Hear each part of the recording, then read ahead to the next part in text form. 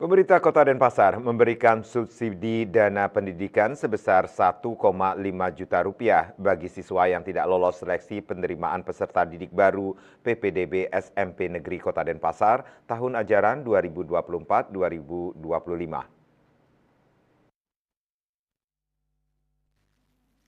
Kepala Dinas Pendidikan Pemuda dan Olahraga Distikpora Kota Denpasar Anagung Gede Wiretamo menjelaskan, subsidi dana pendidikan ini merupakan bentuk komitmen Wali Kota Denpasar I Gusti Ngurah Jaya Negara dan Wakil Wali Kota Denpasar IKD Agus Arya Wibawa dalam mendukung pemerataan pendidikan.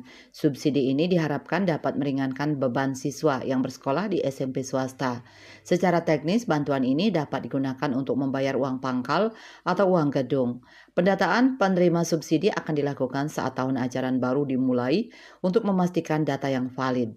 Sekolah swasta akan mendata siswa yang berhak menerima bantuan dan mengusulkan dengan melampirkan kartu keluarga KK dan print out bukti pendaftaran yang telah diverifikasi namun tidak lolos seleksi di SMP negeri. Wiratamo juga menekankan subsidi ini hanya diperuntukkan bagi siswa yang tidak diterima di SMP negeri. Siswa yang sejak awal tidak mendaftar ke SMP negeri atau bersekolah di sekolah perjanjian kerjasama SPK tidak akan menerima bantuan ini. Diharapkan bantuan ini dapat mendukung pemerataan pendidikan di Kota Denpasar sambil menunggu realisasi pembangunan SMP negeri baru secara bertahap. Denpos melaporkan.